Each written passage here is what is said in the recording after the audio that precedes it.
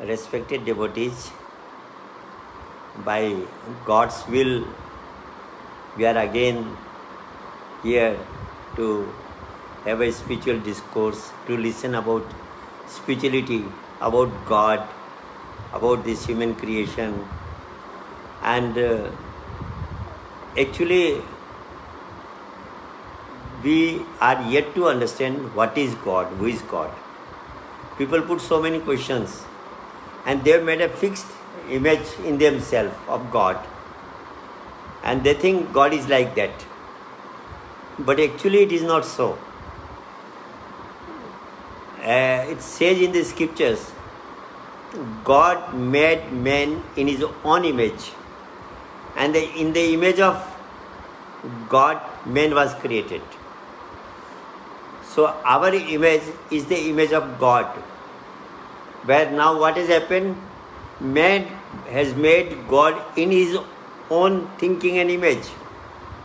And so he has created a different image of God. He has forgotten that what is our image is the image of God. And what is our image? We are consciousness, we are energy. God is also energy. But instead of trying to experience that energy, especially the books, they have confused us. Today a person was writing me that, do you know what is God? You have to read Gita and understand that. I said, God is energy. He said, no, He is beyond that energy. He says, I am behind everything. Lord Krishna has said, but it didn't mean that He is the body, He was saying. He was saying the power which has come within the body, and that power is the same which is within us. Because when the scriptures say, God made man in His own image, so there is no difference between us and God. There is a slight difference, finite and infinite. That's the only difference. Soul is finite, God is infinite. And soul has the capacity to become infinite. And soul is striving to become infinite. People say, what is God? Who is God? Sometime in college program I say, you are God. And now you are not God, you again want to be God. They say, how? I said, I am proving you, come on. We have got 5 universal desires, common desires. Those 5 desires are in everyone. And even the audience, those who are listening to this program, they can also think over themselves and even comment whether we have these 5 desires or not. First desire is, within everybody, nobody wants to die. We want to be immortal. We want to have an eternal life. Never we have to die. Of course, we know that death will come, we will die one day. This body will be left over. But still, we have a desire to be immortal. And this desire is common in everybody. Secondly, we have a desire to be always in bliss. We never want to be in sorrow. We never want to be in desperation. We never want to be, in depression, in stress. We always want to be happy and enjoying. And actually speaking, God created this creation and created we human beings in His own image to enjoy the world, not to suffer, not to repent, not to abuse others, but instead to be a co-creator with Him. And a creator is always likes evolution. And there has been evolution, and it is even a human being, if we see the history of human being, the development of science, it's also an evolution. So, we are a co-creator with God. And He wants to be a co-creator. Be like Him, serve humanity, help humanity, have compassion, have positive attitudes, try to help others, not to harm others. And then we are working just like God. He is compassionate, He is full of love. So if you are also full of love and compassion like Him, trying to help everybody, Be kind to everybody. We are working as per thy will, as per the will of God. And he'll be happy that I've found a co-creator in a particular human person. So, the second common desire is we always want to be in bliss. We always want to be happy, peaceful. The third common desire is within us, within everybody. We want to be omniscient. We want to know about each and every aspect of the world, of the universe, of science, of creation, everything about God, about creation. We want to have 100% knowledge of that. Of course, it's not possible, that's a different thing. But we have a desire to know about each and everything. And in simple terms, we want to be omniscient. This desire is also common in everybody. Even when a child is born, after some time, he starts asking why it is so, how it is so, what is that. It's a common tendency. Curiosity is a common tendency, and that curiosity is behind the desire to know each and everything, to be omniscient. So this is the third desire within us. The fourth desire is we want to be independent of everything. Nobody should control me. We don't like slavery. We don't like dependence. We don't like to be caged. If somebody says us, come on, I'll give you a 7-star facility, but you have to remain in a house, you can't go out. Of course, Corona has compelled everybody to be in house, and it has become a very, complicated, very unwanted situation for us. Anyway, what I was saying, that nobody wants to be caged, everybody wants to be independent, that no one should control me, I should be free to do as per my will.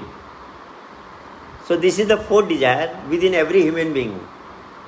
And the fifth desire is we want to be omnipotent, that everything should obey my will. Even the whole creation should go as per I desire. Of course, it doesn't happen, but we have this desire to go at the top of everything, at the hem of affairs. We want to go. So these 5 desires we have. Let me put a question. From where who taught you to have these desires?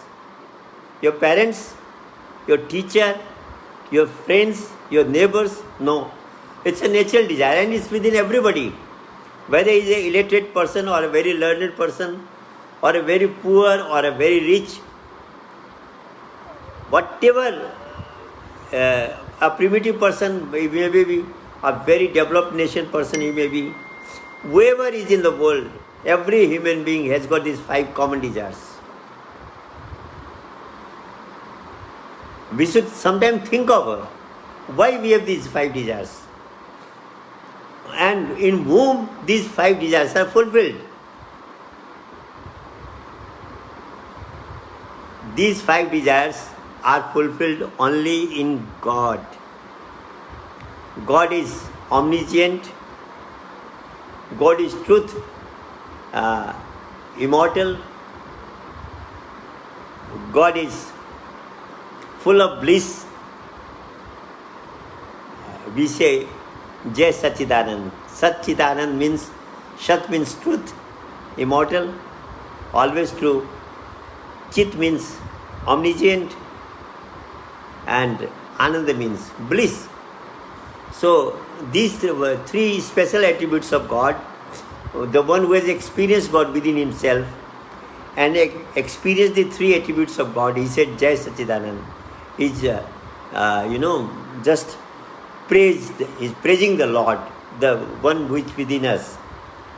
So God is truth, God is omniscient, and God is full of bliss, and God is nobody is not under anybody's control. He is not in everybody's control, that this person controls God. He is above control. So, and fifth, he is omnipotent. He is all in all, the all-powerful message, the Almighty. So these 5 desires are actually in God only. And these 5 desires are within us also. Why? What does it show? That every one of us, we want to become God. We have a desire to again become God. Friends, why we want to become God? What is the reason we are trying to become God? We have a desire to become God.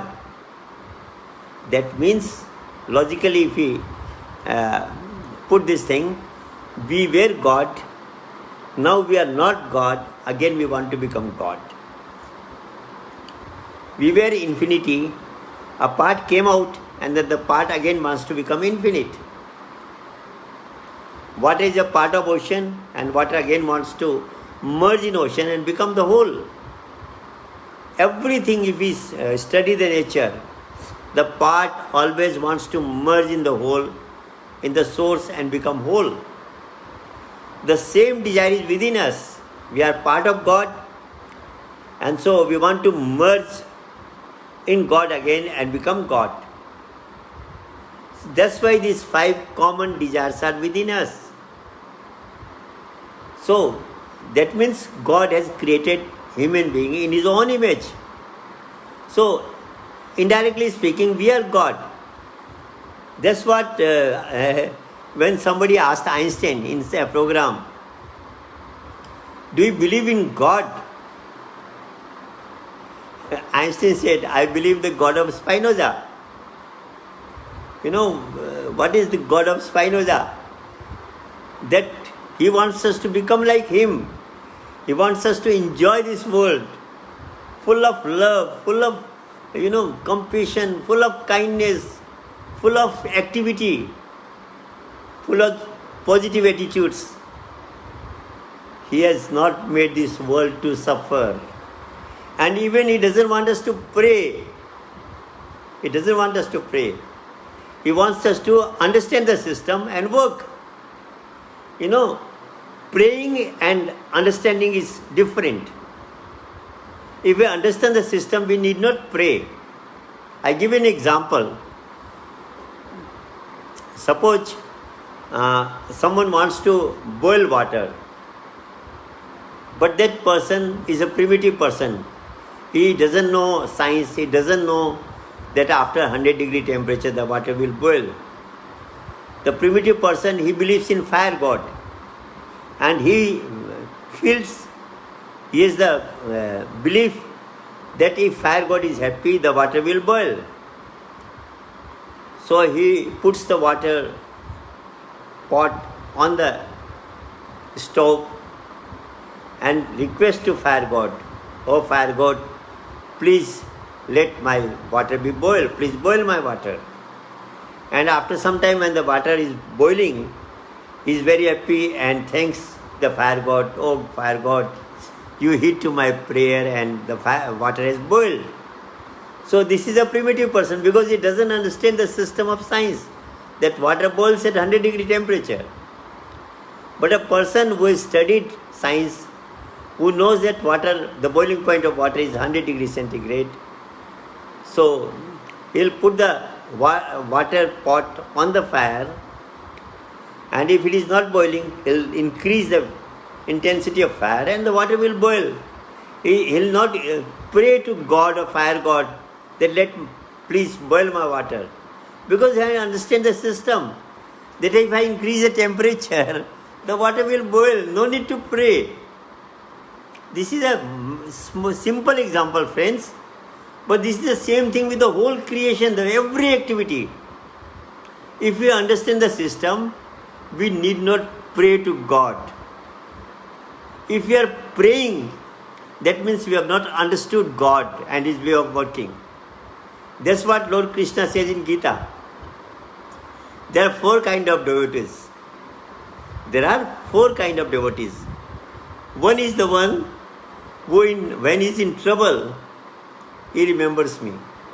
He prays to me, oh God, please save me. In Hindi he calls his Arth, means at the time of trouble he remembers me, he calls me, he prays to me. This is one type of devotee. Second type of devotee is who want to know me, who want to realize me.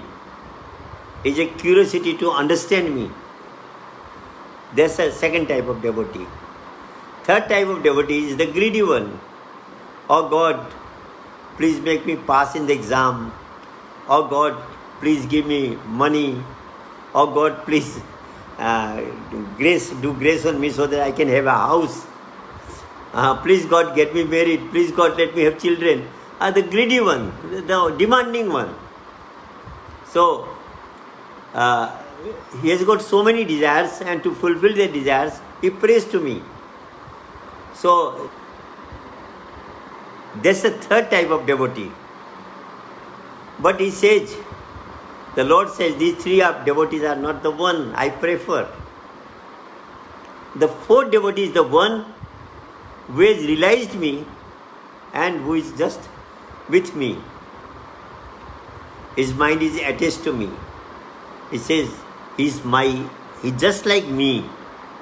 And he says, I prefer that devotee. The rational one, the one who will understand God and his system of evolution and becomes a co-creator with him, helping him in evolution, helping him his desire that let all the human beings enjoy this life. To fulfill his desires, he is also working on that. And that's what we see the masters. That's why we see the devotees. They have no desire. They always try, feel, they do endeavor that let others also get this knowledge, meditate and be happy. Some people think that they have got some selfish motive behind that. But actually the true devotee of Lord, it doesn't have selfish desire. He has this desire that let everybody be happy. And so he'll be talking about knowledge, he'll be talking about the practical experience of God, he'll be talking about the holy name of God, which everybody remembers in the mother's womb, the true name of God, which is beyond language, beyond alphabets.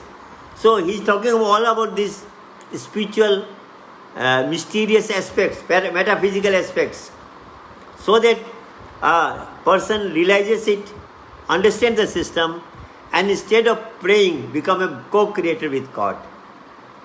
So friends, actually this world is for enjoyment. We are missing the system. We have not been able to understand the system. And if you understand the system, follow the system, this world is full of enjoyment. You see how much, so many things God have created for us. The environment, the plants, even when a child is born, before his birth, at the time of his birth, there is milk in the mother's breast. You see how much he cares for us. But we don't try to understand him. We don't try to understand his system. And that's why he has to incarnate. He incarnates in every era. That's what it says in the scriptures. Lord incarnates. He comes in human form, in the form of a spiritual master, in the form of a prophet, in the form of a saint. He comes. Why? Just to remind us that this world is for enjoyment. This world is for you to enjoy. Come on, I'll let you understand the system. I'll teach you the process by which you can enjoy this world. Just you have to do one thing. I've given you a very good worker, a very good servant, very powerful servant. Just keep the servant in control and get your works done. And this is a small mistake, the blunder we have done. The servant that he gave us, we have made him our master, and we have become his servant. And that's why we are suffering. That's why we are in desperation. That's why we are in stress. We have got stress. That's why we have got depression in our life. All the problems in our life are just because the servant he gave us, we have made him our master and we have become his servant. So friends, if we just change this to make the servant again a servant and we become the master, this world is full of enjoyment. This world is full of bliss. This world is full of peace and happiness. Everything beautiful is in this world. The mistake, small mistake we are doing. The servant, because that's what Buddha says, and I like this saying very much. Now Buddha Jayanti is recently gone, so we should also remember Buddha because he was an incarnate. And he says, mind is a beautiful servant but a dangerous master. And this is the blunder we human beings have done. We have made the servant our master. So the day we again make the servant our servant, we again make the mind our servant, this world changes totally. It's then for us to enjoy. This us for to evolve. This is for to flourish. This is for to have happiness, and everything is there. Any father, however he may be for the other society people, for the neighbors, for the other people, but for his son, for his daughters, is full of compassion. See the mother, see the father, the parents.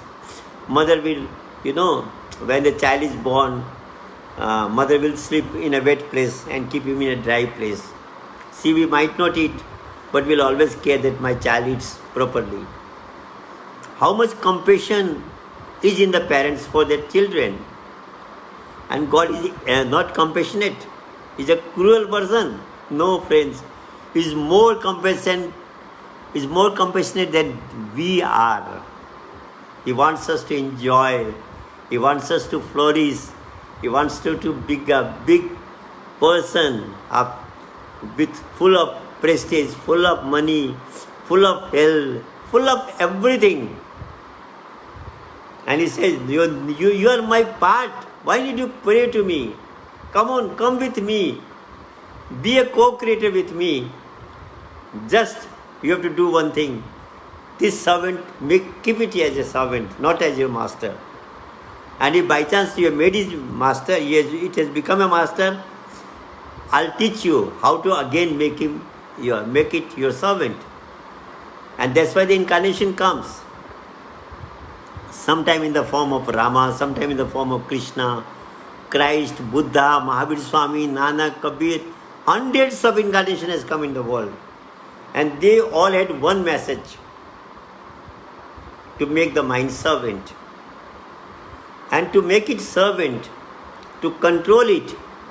Because if it is not in our control, suppose you are riding on a horse and that horse is not in your control, what will happen? It will throw you away somewhere.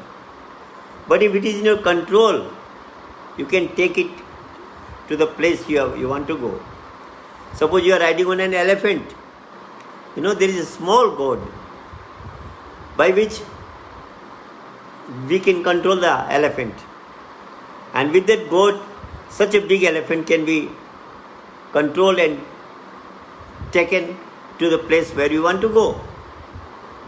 Similarly, to control the mind, there is a subtle thing within us, and that's the holy name. People don't know the holy name also. They utter so many names and say, oh yes, this is the name.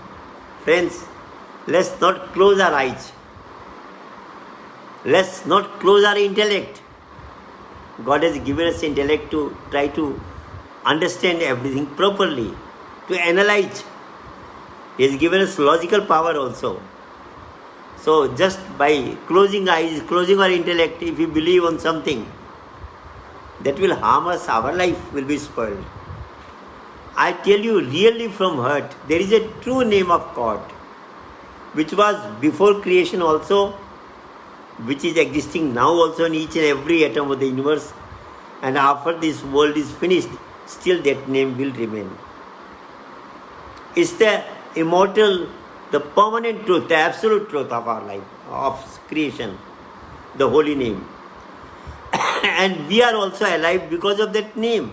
The moment that holy name leaves us, we are dead.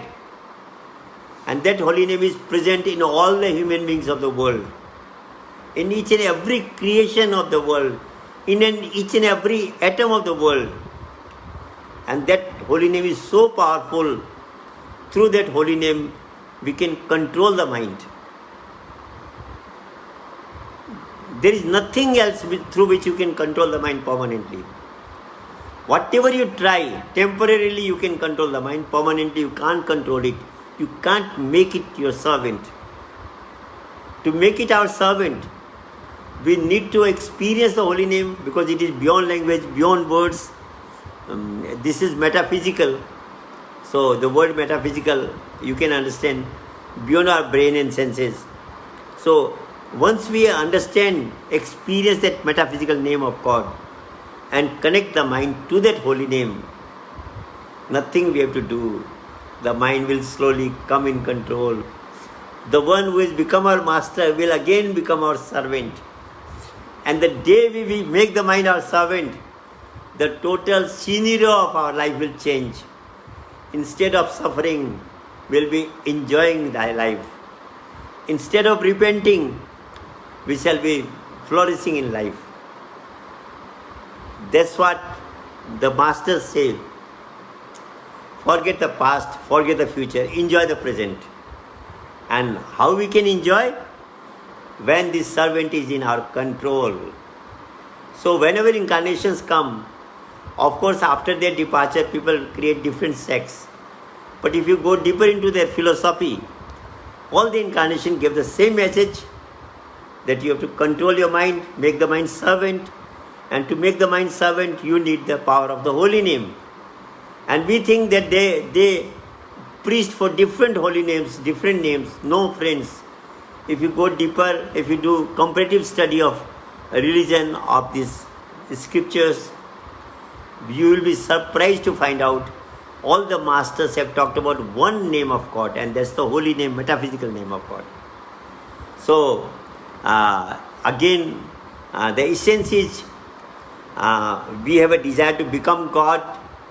The day we make the master, this mind our control, and make the mind zero, make the mind merge in that infinity, we become infinity. And that's what it is said, infinity plus minus anything is equal to infinity. So we have got infinite potential.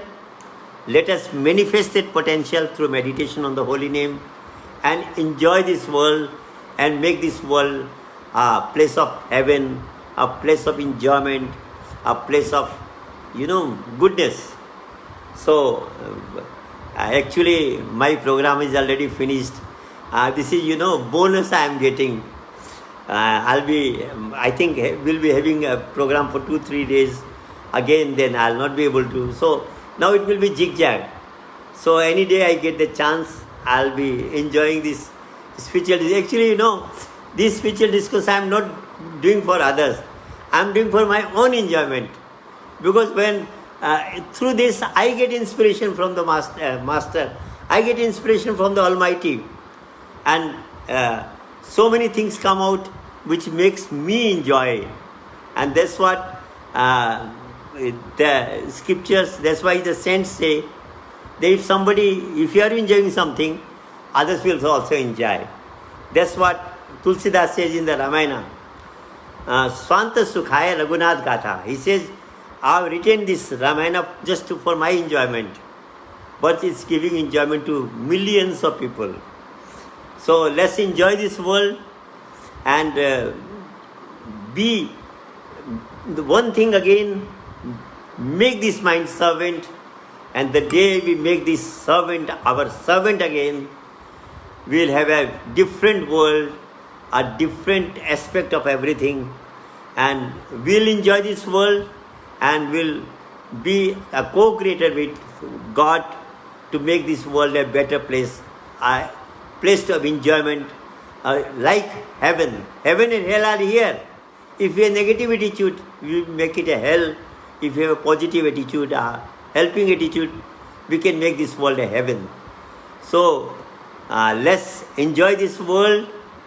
God is what Einstein said, I believe in the God of Spinoza, which means that this God, the God, our Father, is to give us enjoyment, to help us grow, to be compassionate, to be kind to humanity, and one day again merge Him and be one with God and become God.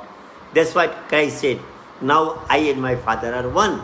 And that's the stage of infinity. So friends, thank you very much. And perhaps we meet again tomorrow, because actually it says every day a person is born and every day he dies. Next day again he is born. God has given a new life. So spirituality says don't think of tomorrow, whether you will be there or not. But enjoy the today, enjoy present. Thank you everybody. Thank you very much.